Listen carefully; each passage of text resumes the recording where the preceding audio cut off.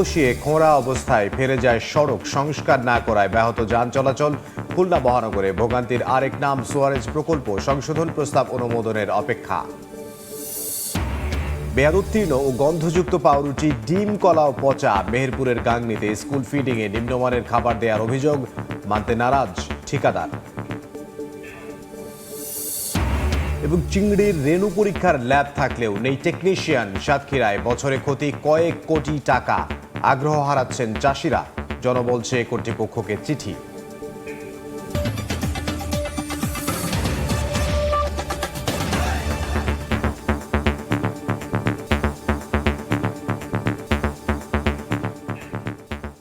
আমন্ত্রণ সময় সংবাদের নিয়মিত আয়োজন। বিভাগীয় সময়ে থাকছে সপ্তাহের 7 দিন ভিন্ন ভিন্ন বিভাগের সংবাদ নিয়ে। আজ থাকছে খুলনা বিভাগ, সঙ্গে আছে আমি ইমদাদুল হক। দেশের বিভিন্ন স্থানে শ্রদ্ধা ভালোবাসায় স্মরণ করা হলো জুলাইয়ের অকুতোভয় বীরদের। খুলনা বিভাগের প্রতিটি জেলায় শহীদদের প্রতি শ্রদ্ধা জানাতে স্মৃতিস্তম্ভে ভিড় করেন সর্বস্তরের মানুষ। পুষ্পস্তবক অর্পণের পাশাপাশি জুলাইয়ের চেতনা ধরে রেখে বৈষম্যহীন বাংলাদেশ গড়ার প্রত্যয় ব্যক্ত করেন আন্দোলনের অংশগ্রহণকারী শিক্ষার্থী ও বিভিন্ন শ্রেণী পেশার মানুষ। তানজিম আহমেদের রিপোর্টে বিস্তারিত। বৃহস্পতিবার সকালে খুলনা নগরীর শিববাড়ি মোড়ে জুলাই শহীদ স্মৃতিস্তম্ভে ফুল দিয়ে শ্রদ্ধা নিবেদন করা হয়। বাংলাদেশে যেন নতুন করে কোনো তারেক রহমান কিংবা নাহিদ ইসলাম কিংবা শফিকুর রহমান যেন ফ্যাসিবাদ দিয়ে হয়ে না উঠতে পারে কিংবা ফ্যাসিস্ট না হয়ে উঠতে পারে, সেই পথকে আপনারা সুগম করবেন। যশোরে জেলা প্রশাসনের উদ্যোগে র্যালি শেষে জুলাই স্মৃতিস্তম্ভে শ্রদ্ধা নিবেদন করা হয়। এতে বিভিন্ন রাজনৈতিক, সামাজিক ও সাংস্কৃতিক সংগঠনের নেতাকর্মীরা অংশ নেন। বাগেরহাটে কেন্দ্রীয় শহীদ মিনারের বিপরীত পাশে অবস্থিত জুলাই স্মৃতিস্তম্ভে পুষ্পস্তবক অর্পণ করা হয়। শহীদদের আত্মদান স্মরণ করিয়ে দেয় রাষ্ট্রের শক্তির উৎস এবং সর্বময় ক্ষমতার মালিক জনগণ। খুলনা থেকে যোগ দিয়েছিলেন সহকর্মী আব্দুল আল মামুন রুবেল, তার সঙ্গে ছিলেন একজন অতিথি। পাইপ বসিয়ে খোঁড়া অবস্থায় ফেলে যায় সড়ক, সংস্কার না করায় ব্যাহত হয় যান চলাচল। খুলনা মহানগরে ভোগান্তির আরেক নাম সুয়ারেজ প্রকল্প, এতে ক্ষুব্ধ নগরবাসী। আর প্রকল্প সংশোধন প্রস্তাব অনুমোদনের অপেক্ষায় কর্তৃপক্ষ।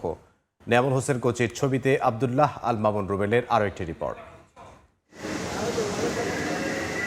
খুলনা মহানগরীর পয়ঃনিষ্কাশন ব্যবস্থা আধুনিক করতে ২৩34 কোটি টাকার সুয়ারেজ প্রকল্প বাস্তবায়ন করছে ওয়াসা। প্রকল্পের আওতায় 15 থেকে 31 নম্বর ওয়ার্ডে ২৭,০০০ বাড়িতে সংযোগ দিতে ২৫৫ কিলোমিটারের বেশি পাইপলাইন, ১২,৫০০ ম্যানহোল, 2টি শোধনাগার ও 8টি পাম্প স্টেশন নির্মাণ করা হচ্ছে।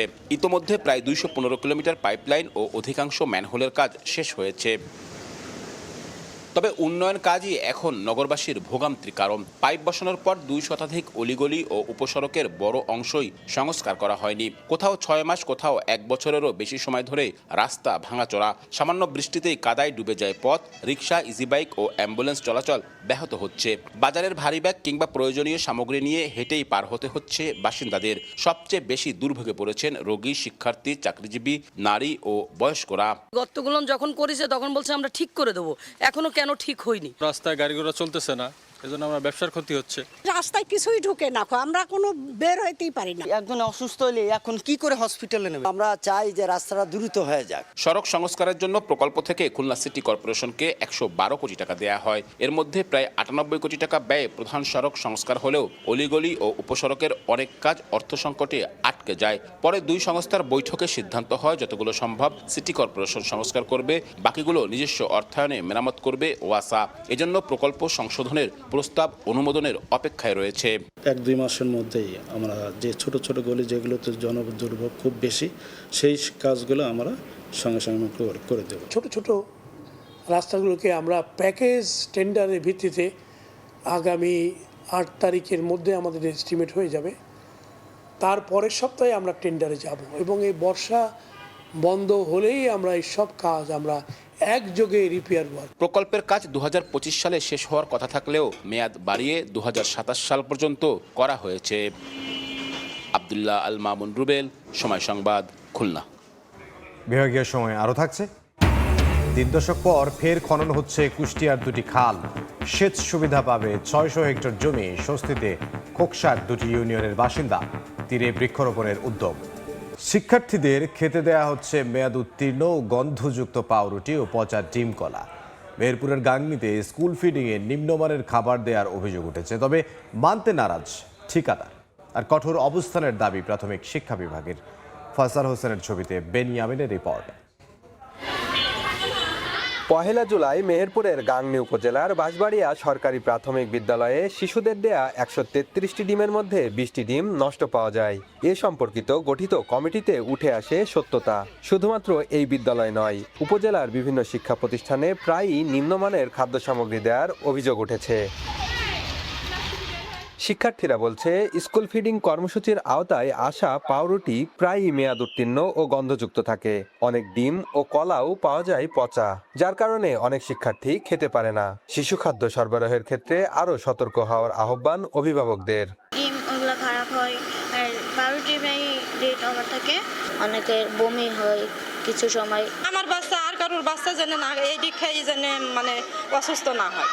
শিক্ষকরা বলছেন, ঊর্ধ্বতন কর্তৃপক্ষের মাধ্যমে সরবরাহকারী প্রতিষ্ঠানকে তদারকি বাড়ানোর দাবি তাদের। উপজেলা পর্যায়ে মনে হয় তদারকি কমিটি থাকার দরকার। অভিযোগ অস্বীকার করছে ঠিকাদারি প্রতিষ্ঠান, আর এ বিষয়ে কঠোর অবস্থানের দাবি প্রাথমিক শিক্ষা বিভাগের। অনেক স্কুলে রেখে দিচ্ছে খাবার, মনে করেন থেকে যাচ্ছে, সেই খাবারগুলো পরবর্তীতে আনতেছে সামনে। অবশ্যই এটা প্রতিবেদন দিয়ে এটা নিশ্চিত করবো, বাতিলের বিষয়ে আমরা সুপারিশ করব। আমাদের এখানে তো কোনো আগেই বলছি কোনো ছাড় দেওয়ার কোনো সুযোগ নেই। স্কুল ফিডিং কার্যক্রমে দৈনিক দুধ, ডিম, কলা, বিস্কুট ও পাউরুটির মধ্যে যে কোনো দুটি খাবার দেওয়ার নিয়ম রয়েছে। গাংনী উপজেলার ১৬২টি বিদ্যালয়ে এ কার্যক্রম চলমান রয়েছে। বেনিয়ামিন, সময় সংবাদ, মেহেরপুর। চিংড়ির রেণু পরীক্ষার ল্যাব থাকলেও নেই টেকনিশিয়ান। সাতক্ষীরায় বছরে ক্ষতি কয়েক কোটি টাকা। এতে আগ্রহ হারাচ্ছেন চাষিরা। তবে জনবল চেয়ে কর্তৃপক্ষকে চিঠি পাঠিয়েছে মৎস্য বিভাগ।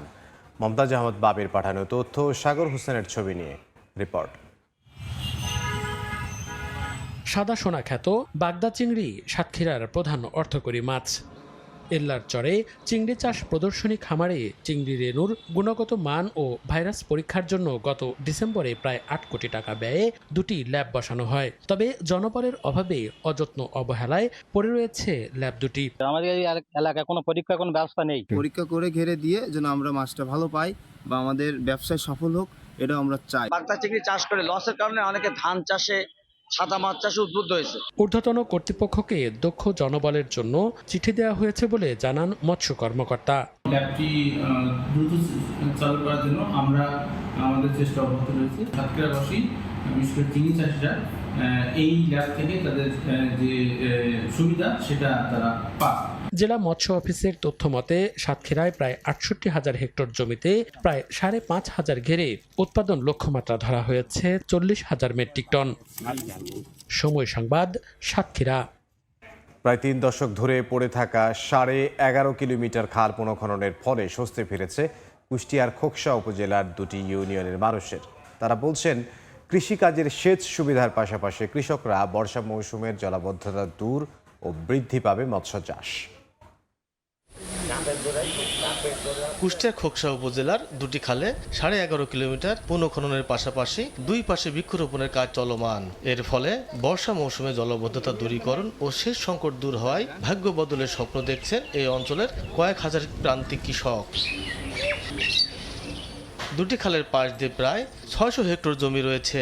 বেশিরভাগ জমি খালের পানির প্রবাহের উপর নির্ভরশীল। এই প্রকল্পের ফলে জলবদ্ধতা ও সেচ সংকট দূরীকরণ হবে। শুকনো মৌসুমে পানি থাকতো না খালে, আমরা কৃষকেরা প্রচণ্ড অভাবে পানির অভাব ভোগ করতাম। পাট নিয়ে আমরা খুব কষ্ট করছি, আপনার ধানের চাষ করে নিয়ে অনেক কষ্ট করেছি, পানি পাতাম না। এখন যা খালটা খনন হতে আমাদের অনেক উপকার হয়েছে। খুব অল্প সময়ের মধ্যে ড্রেজিং এর কাজ শেষ করে বৃক্ষরোপণ শুরু হবে বলে জানান প্রকল্প সংশ্লিষ্টরা। ৯ কিলো রাস্তার কাজ আমাদের শেষ হয়েছে, খালখন এখানে ড্রেজিং এর কাজ চলমান রয়েছে। জেলা প্রশাসক অফিসের তথ্য মতে দুটি খাল খননে প্রায় ৩.৫ কোটি টাকা ব্যয় হয়েছে। এস.এম. রাশেদ, সময় সংবাদ, কুষ্টিয়া। ট্যুরিস্ট ভিসা চালুর পর বেনাপোল স্থলবন্দরে কর্মচাঞ্চল্য বেড়েছে। ১৫ জুলাই থেকে বন্দর দিয়ে ট্যুরিস্ট ভিসার পাসপোর্টধারী যাত্রীদের যাতায়াত শুরু হয়।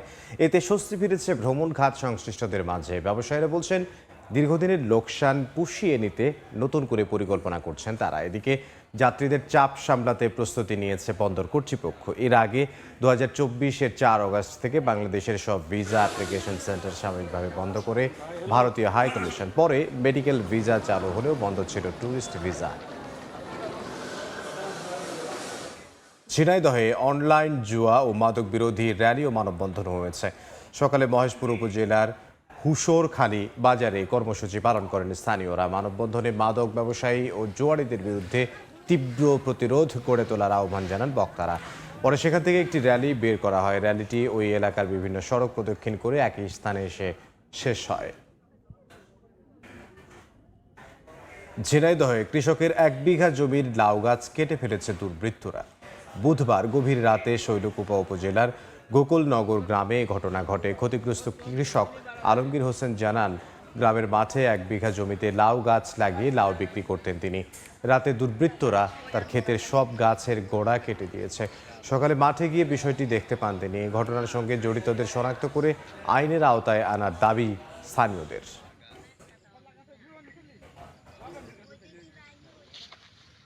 বাগেরহাটের শরণখোলায় এক দম্পতির মরদেহ উদ্ধার করা হয়েছে। সকালে উপজেলার রাজৈর গ্রামে নিজ ঘর থেকে তাদের মরদেহ উদ্ধার করা হয়। স্বজনরা জানান, পারিবারিক কলহের জেরে দীর্ঘদিন থেকে স্বামী স্ত্রীর মধ্যে কলহ চলছিল। এর জেরে স্ত্রী হালিমা বেগমকে হত্যার পর স্বামী কবির হাওলাদার আত্মহত্যা করে। তবে পুলিশ বলছে হালিমা বেগমের গলায় আঘাতের চিহ্ন রয়েছে। আরও একবার, 150 বছরের পুরনো পৌরসভা, কিন্তু সেবার মান একেবারেই তলানিতে। ভাঙাচোরা সড়ক, কাঁচা ট্রেন, নেই পর্যাপ্ত সুপেয় পানি সরবরাহের ব্যবস্থা। বছরের পর বছর পৌর কর দিলেও প্রত্যাশিত সেবা পাচ্ছেন না ঝিনাইদহের মহেশপুর পৌরসভার বাসিন্দারা। সড়ক সংস্কার, পাকা ড্রেন, সড়ক বাতি সহ নাগরিক সুবিধা বৃদ্ধিতে কার্যকর পদক্ষেপ নেওয়ার দাবি স্থানীয়দের। লোটাস রহমান সোহাগের রিপোর্ট, ছবি তুলেছেন রামিম খান। ভাঙাচোরা রাস্তাঘাট, অকেজ সড়কবাতি আর ড্রেনেজ ব্যবস্থার বেহাল দশা। প্রতিদিন চরম দুর্ভোগ পোহাচ্ছেন বাসিন্দারা। পৌরসভায় 3000 সড়কবাতি প্রয়োজন থাকলেও আছে মাত্র 2000, যার বড় অংশই আবার অকেজ। এতে রাত হলেই পুরো শহর যেন রূপ নেয় ভুতুরে নগরীতে। এছাড়া পর্যাপ্ত সুপেয় পানির অভাব নিয়ে রয়েছে পৌরবাসীর বিস্তর অভিযোগ। রাস্তাঘাটের অবস্থা খুব নাজুক, রিক্সা ভ্যান যাত্রী খুব কষ্ট হয়, সড়কবাতি জ্বলে না, রাস্তাঘাটের অবস্থা ভালো না। নাগরিক দুর্ভোগের কথা স্বীকার করে পৌর কর্তৃপক্ষ বলছে, সেবার মান বাড়াতে ইতিমধ্যে হাতে নেওয়া হয়েছে বেশ কয়েকটি প্রকল্প। ড্রেনের ব্যবস্থাগুলো হয়ে গেলে আমরা রাস্তা পাকাকরণ, পাশাপাশি লাইটিং এবং বিশুদ্ধ পানি সরবরাহ, সব ধরনের প্রকল্প আমাদের গ্রহণ করা হয়েছে। 22 বর্গ কিলোমিটার আয়তনের মহেশপুর পৌরসভার বর্তমান বাসিন্দা প্রায় 50,000। লোটাস রহমান সোহাগ, সময় সংবাদ, ঝিনাইদহ। ঝিনাইদহের শৈলকুপা উপজেলার গাড়াগঞ্জকে নতুন উপজেলা ও পৌরসভা করার দাবিতে মানববন্ধন করা হয়েছে। সকালে গাড়াগঞ্জ বাস স্ট্যান্ডে কর্মসূচি পালন করেন এলাকাবাসী। এ সময় বক্তারা বলেন, ত্রিবেণী, দিকনগর, উমেদপুর, দুধসর, ফুলহুরি ও মির্জাপুর ইউনিয়ন নিয়ে আলাদা উপজেলা ও পৌরসভা গঠন করলে এই অঞ্চলের মানুষের প্রশাসনিক ও নাগরিক সেবা সহজ হবে। তাই শিগগিরই প্রয়োজনীয় পদক্ষেপ নিতে প্রশাসনকে ব্যবস্থা নেওয়ার দাবি জানান তারা।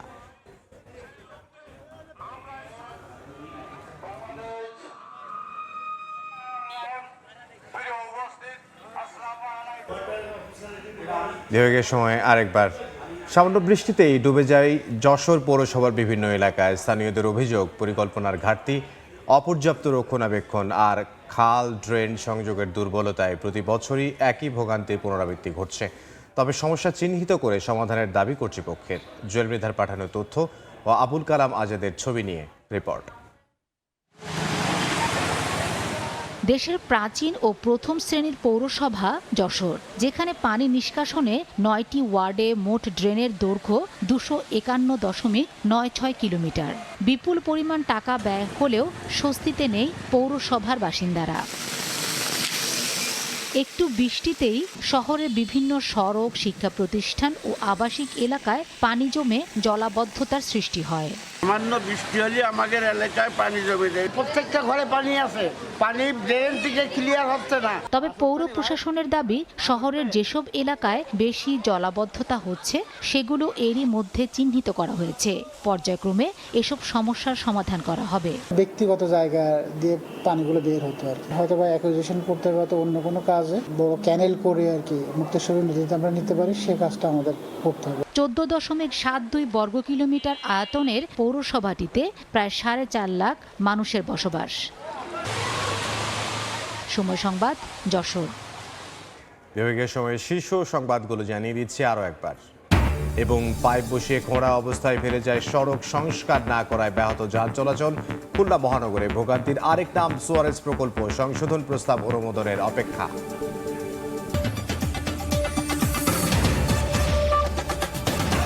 এই ছিল বিভাগীয় সময়ে বিশ্বকাপ ফুটবলের মহাযজ্ঞ। সরাসরি সম্প্রচার করছে সময় টেলিভিশন। দেখতে চোখ রাখুন সময়ের পর্দায়। এরপর আন্তর্জাতিক সময়ের সঙ্গে থাকবেন আলিশা ইসলাম। ধন্যবাদ ইমদাদ। আন্তর্জাতিক সময় নিয়ে আসছে কিছুক্ষণ পর, সঙ্গে থাকুন সময়।